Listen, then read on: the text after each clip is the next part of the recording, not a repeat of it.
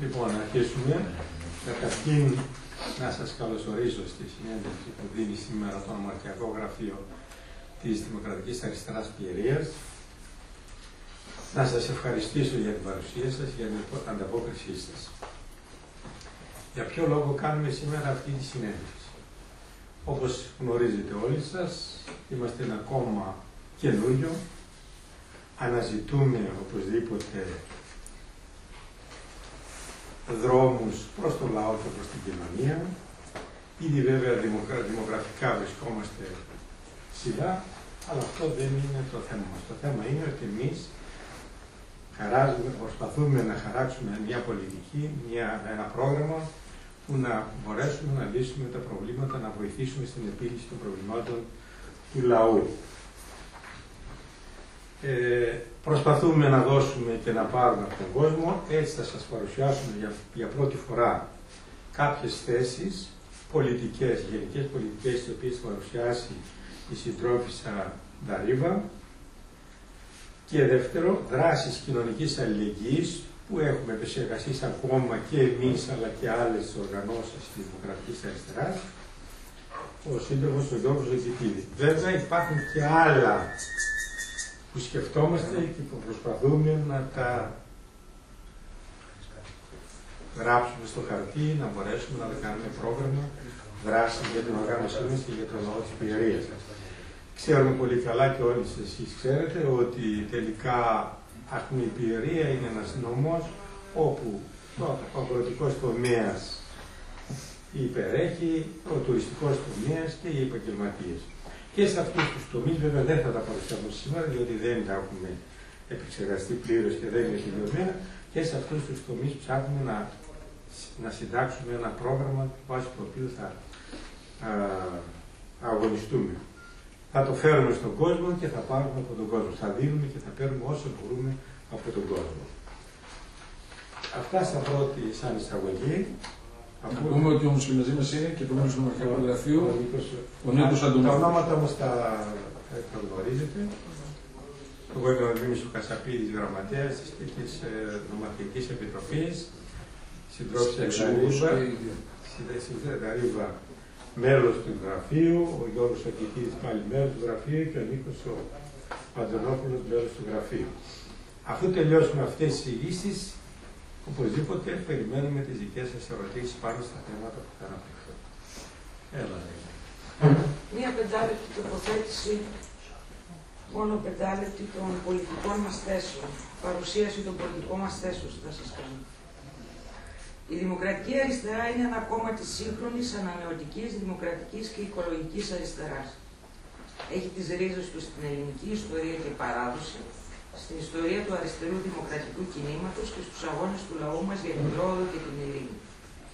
Φιλοδοξεί να εκφράσει τους πολίτες, άνδρες και γυναίκες που αναζητούν ένα κόμμα στον χώρο της ευρύτερης αριστεράς, σύγχρονο στη δράση του, τολμηρό στις επιλογές του, ανανεωτικό στην πολιτική του και σε διαρκή οικολογική εγρήγορση. Η Δημοκρατική Αριστερά προσβλέπει σε μια κοινωνία με ισότητα, χωρίς εκμετάλλευση και καταπίεση στις παραγωγικές, κοινωνικές, ιδεολογικές, πολιτιστικές και προσωπικές σχέσεις των ανθρώπων, στις σχέσεις των φύλων, των φυλών και των εθνών. Στρατηγική κατεύθυνσή της είναι ο σοσιαλισμός με δημοκρατία και ελευθερία. Αυτό σημαίνει αδιάκοπο αγώνα για βαθιές διαρθρωτικές αλλαγές με σκοπό το μετασχηματισμό του κράτους με την ενεργό συμμετοχή των εργαζομένων και τη συνένεση της πλειοψηφίας του λαού.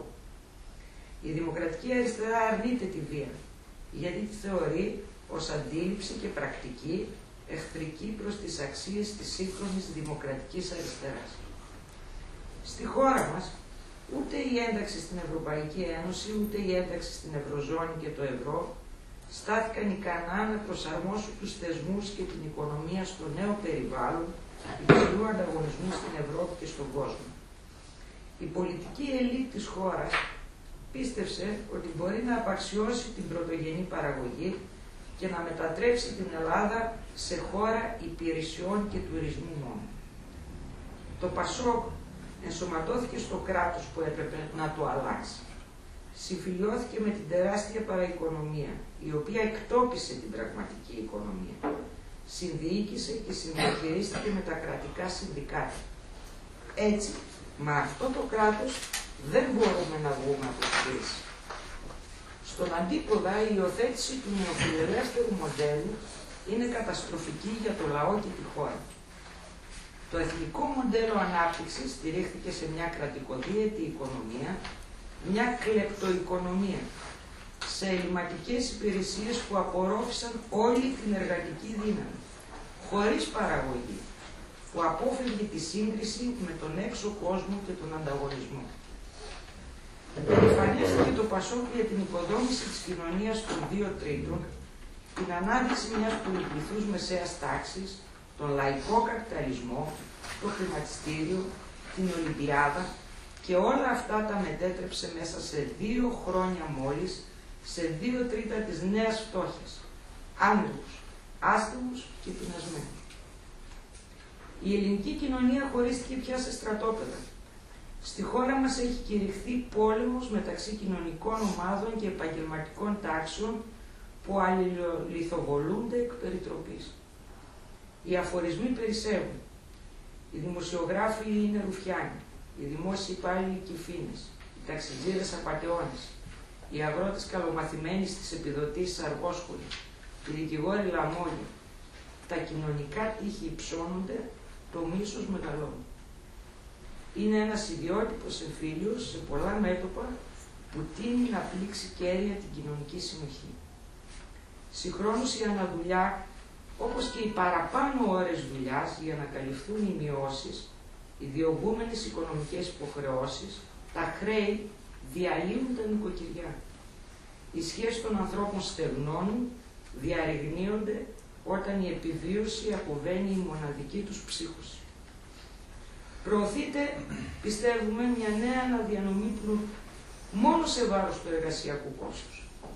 Η χώρα που σε 8 έως 10 χρόνια θα βγει από την κρίση, θα έχει απολέσει πάνω από το 1/4 του ΑΕΠ της, θα έχει έναν εξαθλιωμένο λαό, ενώ τα συμφέροντα που την οδήγησαν σε αυτήν θα παραμείνουν κυρίαρχα και μετά από αυτήν.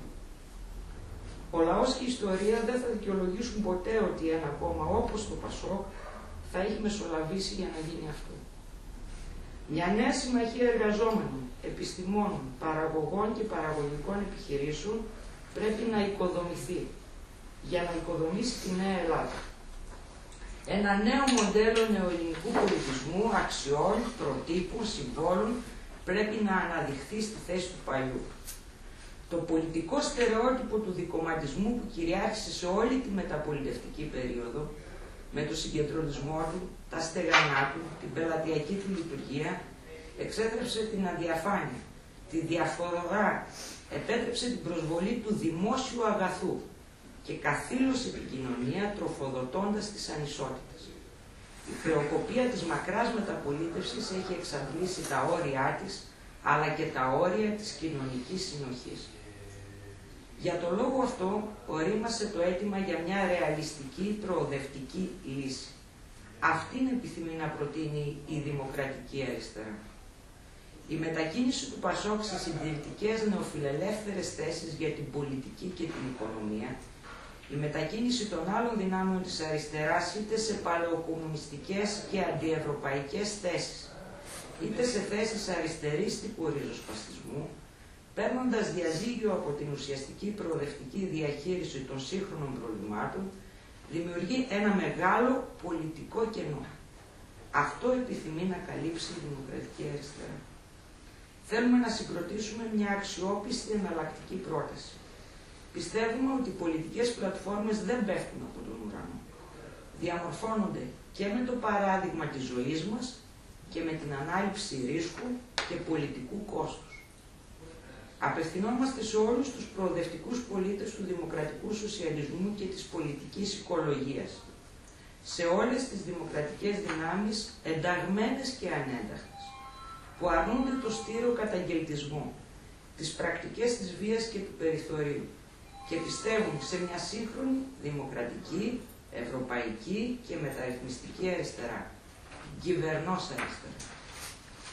Απευθυνόμαστε σε όλους τους δημοκρατικούς πολίτες μέσα και έξω από τα κόμματα που έχουμε κοινό στόχο την πραγματικά μεγάλη μεταρρύθμιση που χρειάζεται η χώρα, την ανατροπή του σημερινού πολιτικού σκηνικού και τη δημιουργία μιας Ελλάδα πραγματικά ευρωπαϊκής, με εργασία, αξιοκρατία, ευνομία, κοινωνική δικαιοσύνη, την αφύπνιση και δραστηριοποίηση των πολιτών, ώστε φθαρμένα πρόσωπα και φθαρμένες πολιτικές να τεθούν στο περιθώριο και να προωθήσουμε στο πολιτικό στερέωμα ένα νέο πολιτικό προσωπικό, αποτελούμενο από πρόσωπα ικανά, άφθαρτα, εγνωσμένης αξίας και κοινωνικής προσφοράς, που δεν διαχειρίστηκαν δημόσιο χρήμα και εξουσία σε κεντρικό και αυτοδιοικητικό επίπεδο, καταδικασμένοι στην κοινωνική συνείδηση, ώστε κολυμβήθρα του Σιλοάμ για κανέναν να μην γίνουν, που θα υποτάσσουν το εγώ.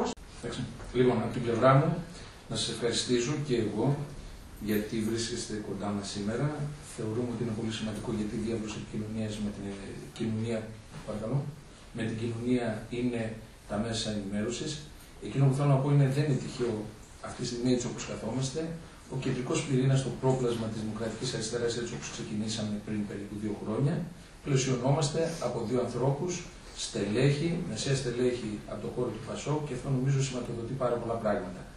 Ότι η Δημοκρατική Αριστερά πλέον κάνει άνοιγμα όχι σε ψηφοφόρους, γιατί πλέον πρέπει να ξεφύγουμε από τη λογική ότι υπάρχουν ψηφοφόροι ή ότι υπάρχουν πρόβατα τα οποία είναι μέσα στη στάνη. Ο κόσμος, η κοινωνία είναι πολίτες, σκεπτόμενοι και ενεργοί, οι οποίοι με βάση τα συμφέροντά τους και με βάση τα συμφέροντα της ίδιας της χώρας τους αποφασίζουν τις επιλογές μας πολιτικές όταν κριθεί να τις δώσουν. Εκείνο που έχω να πω από πλευράς μου είναι ότι προσπαθούμε και σε κεντρικό επίπεδο και επεξεργασμένες και τεχνοκρατικά δομημένες θέσεις έχουμε αναπτύξει και θα τις καταθέσουμε προεκλογικά. Εκείνο που προσπαθούμε να κάνουμε σαν Δημοκρατική Αριστερά Πιερίας είναι να συνδιαμορφώσουμε μαζί με θεσμικούς φορείς αλλά και με τα ακτιβιστικά κοινωνικά κινήματα, ώστε η πρότασή μας να είναι συνολική και να πορεύει μέσα τις ανάγκες και τις αγωνίες της ίδιας της κοινωνίας. Αυτό που θέλω να πω είναι στα 2 ζητήματα που έθιξε ο σύντροφος ο Μίμης ο Κασαπίδης, που είναι και οι κεντρικοί πυλώνες ανάπτυξης της οικονομίας για την Πιερία, ευρύτερα για την Ελλάδα μας, αλλά νομίζω για την Πιερία ακόμα περισσότερο, δηλαδή ο αγροτικός τομέας, πρωτογενής παραγωγή και ο τουριστικός τομέας. Έχουμε να πούμε 2 πράγματα τα οποία θα στη συνέχεια θα επεξεργαστούν μέσα από επικοινωνία, μέσα από διάλογο που θα ανοίξουν. Ένα, λέμε και συζητάμε ότι η τουριστική βιομηχανία είναι ο τουρισμός είναι η βαριά βιομηχανία της Ελλάδας. Είναι ένα αστείο και μόνο ως αστείο μπορούμε να το δούμε έτσι όπως είναι δομημένο. Μία παράμετρο θα θέσω, όταν αυτή τη στιγμή ο εισαγόμενος τουρισμός που αρθρίζεται περίπου στα 15 εκατομμύρια δεν έχει να κάνει σε τίποτε με τους δικούς μας φορείς τουριστικούς, δηλαδή ο Γερμανός, ο Άγγλος, ο Αμερικάνος, έρχεται στοχευμένος σε συγκεκριμένα πακέτα, μπαίνει μέσα με all inclusive σε συγκεκριμένους χώρους και τελικά το όποιο προϊόν και το όποιο προσθέμενη αξία δεν προσμετράται στην ελληνική οικονομία, αλλά προσμετράται στην γερμανική, στην αγγλική ή σε οποιαδήποτε άλλο είδους οικονομία. Νομίζουμε ένα ζήτημα σημαντικό, το θέλουμε, δηλαδή δεν μπορεί να είναι υποχείριο της Τόμσον, της Τούι, ο ελληνικός τουρισμός. Θα πρέπει να δούμε ένα γενικότερο σχεδιασμό και αυτό είναι πολύ πολύ σημαντικό που πρέπει να το βάλουμε μπροστά μας και να το επεξεργαστούμε. Και το δεύτερο, σε σχέση με την αγροτική οικονομία, θα πρέπει να δούμε αυτό που μπορούμε να κάνουμε. Δηλαδή δεν έχουμε τεράστιες εκτάσεις, δεν έχουμε εκτάσεις γης όπου ξεπερνάνε τα 100, 200 ή 500, δεν έχουμε τις φλικάτες, έχουμε μικρές ιδιοκτησίες και εκεί που μπορούμε και θα κινηθούμε αποτελεσματικά είναι στην ποιοτική γεωργία. Και αυτό επίσης είναι το δικό μας το στίγμα και θα το επεξεργαστούμε και ευρύτερα, δηλαδή σε σχέση με το σύνολο της χώρας μας, αλλά και συγκεκριμένα εδώ στην Πιερία. Τώρα, αυτά ως γενικές πολιτικές θέσεις. Το θέμα είναι όμως ότι η κοινωνία σε περίοδους κρίσης δοκιμάζεται. Και αυτό είναι το σίγουρο και το δεδομένο και το βιώνουμε. Άρα εδώ μπαίνει ένα έλλειμμα, το οποίο δυστυχώς έλλειμμα αυτό εδώ και δεκαετίες που υπήρχε πλεόνασμα οικονομικό δεν το κάλυψε η κοινωνία με ένα πλαίσιο, με ένα δίχτυ κοινωνικής προστασίας, και αυτή τη στιγμή στην Πιερία υπάρχουν οικογένειες πάρα πολλές οι οποίες έχουν πρόβλημα επιβίωσης. Γι' αυτόν τον λόγο εμείς είπαμε για άμεση δράση και άμεσα αποτελέσματα να μπούμε με 10 προτάσεις κοινωνικής αλληλεγγύης της Δημοκρατικής Αριστεράς Πιερίας και ξεκινήσαμε ένα κύκλο.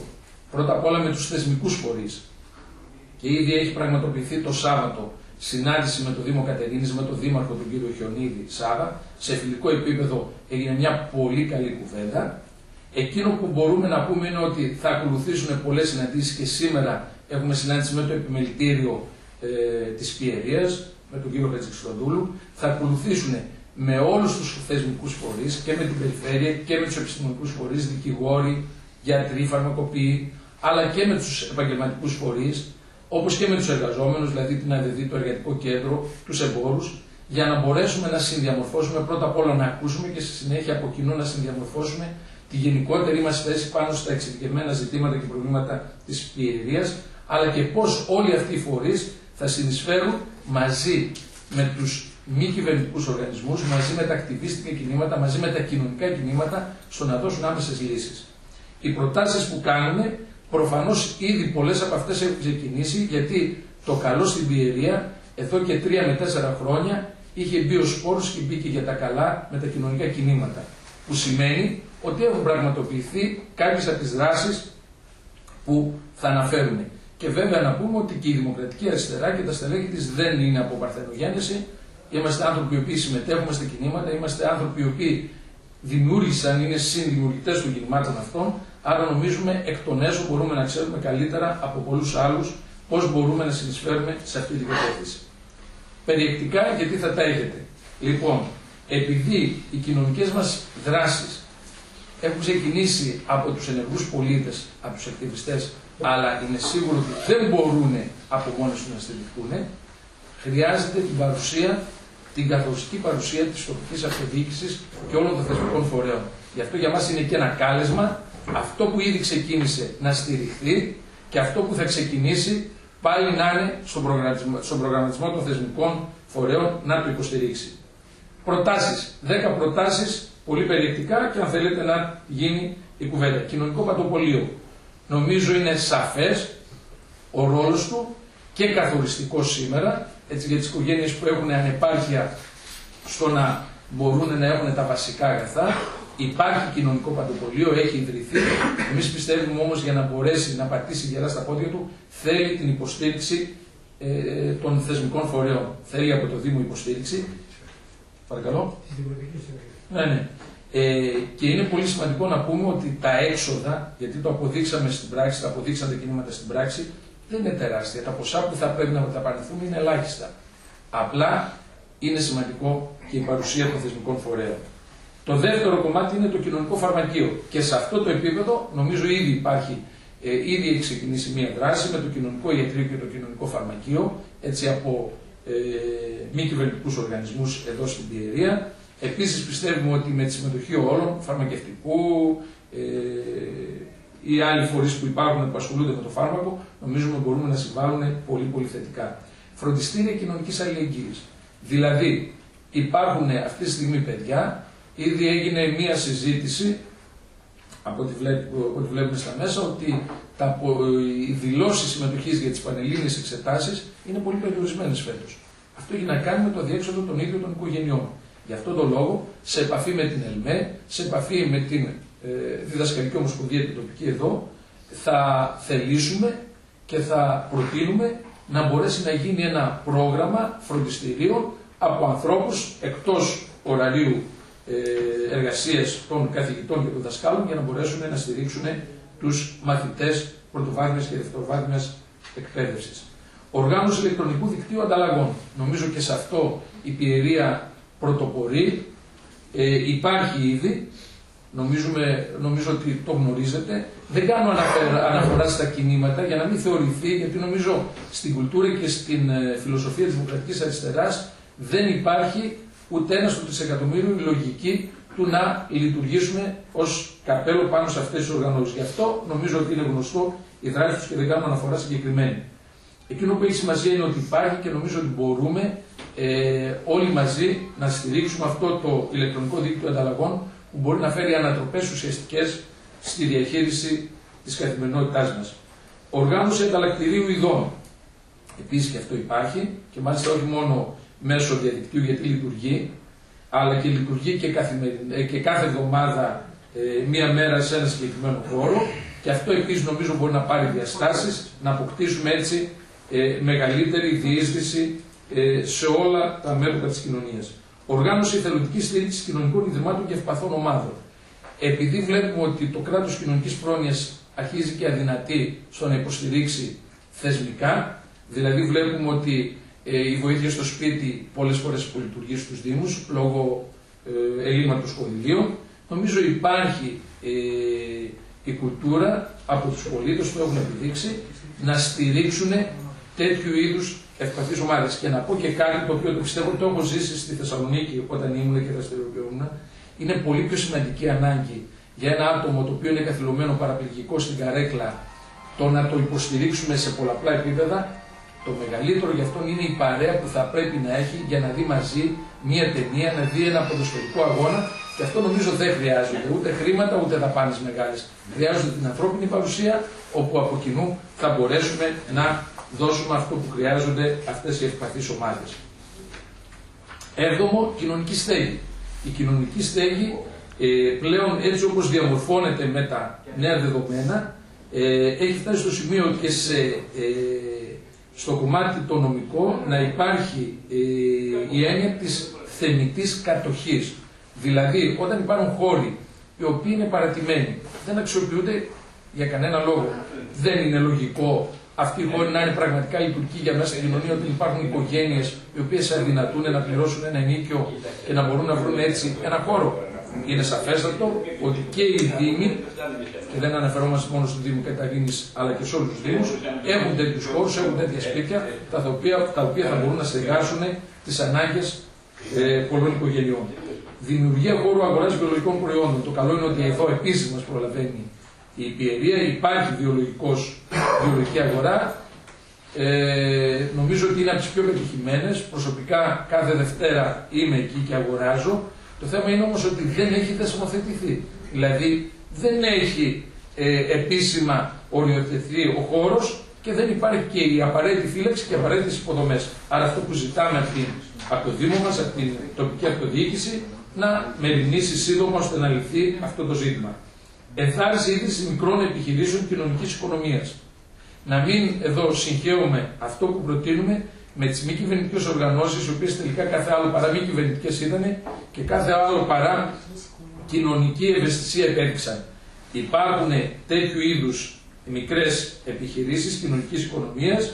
Στο εξωτερικό νομίζω μπορούμε στην Ιταλία να απευθυνθούμε και είμαστε έτοιμοι να δώσουμε κάποιες γενικές σκέψεις, να μπορέσουμε να διαμορφώσουμε τέτοιου είδους μικρές επιχειρήσεις. Και τέλος, ίδρυση παραρτήματος ηθικής τράπεζας. Θα θυμάστε όλοι ότι πριν κάποια χρόνια ξεκίνησε η τράπεζα των πτωχών από την Ινδία με απίστευτα αποτελέσματα. Το κίνημα αυτό δεν ξεφούσκωσε, σαφέστατα. Υπάρχουν πλέον ανά τον κόσμο και δίπλα στην γείτονα χώρα στην Ιταλία η Ιταλική Μπάνκα Ηθικής, δηλαδή υπάρχει τράπεζα ηθικής με συμμετοχή από την τοπική αυτοδιοίκηση και πολλούς άλλους φορείς.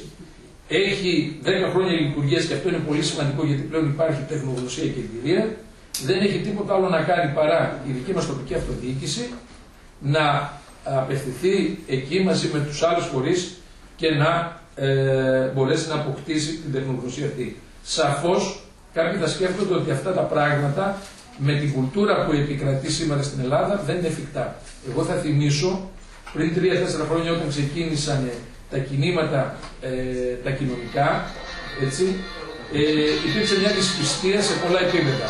Νομίζω στον χρόνο, και ο χρόνος είναι τελικά που κρίνει και επικρίνει ή κατακρίνει, έχει αποδείξει ότι και η κοινωνία και οι πολίτες της ενεργοί μπορούν να αλλάζουν τα δεδομένα και να τα αλλάζουν προς συμφέρον της κοινωνίας. Αυτά από πλευράς μου. Ευχαριστώ. Δύο βέβαια. Χαιρετίζω και εγώ από την πλευρά μου τους εκπροσώπους του τύπου της Πιερίας. Κάτι καινούργιο έχει γεννηθεί και αυτό το καινούργιο, η Δημοκρατική Αριστερά, θέλουμε όλοι και εμείς που μετέχουμε ως στελέχη, αλλά πολύ περισσότερο η κοινωνία να μην διαψεύσει τις προσδοκίες μας. Εκτός του ότι έχουμε έναν λαό ο οποίος περνάει δύσκολες οικονομικές καταστάσεις, έχουμε και έναν λαό ο οποίος έχει και ένα ψυχολογικό έλλειμμα. Πρέπει να αποκατασταθεί η εμπιστοσύνη του λαού στο πολιτικό προσωπικό. Να καταλάβει ο λαός ότι αυτό το προσωπικό είναι έτοιμο με καθαρό λόγο κοντά του να υπερασπιστεί επιτέλους τα συμφέροντά του. Αυτά, δεν έχω κάτι άλλο.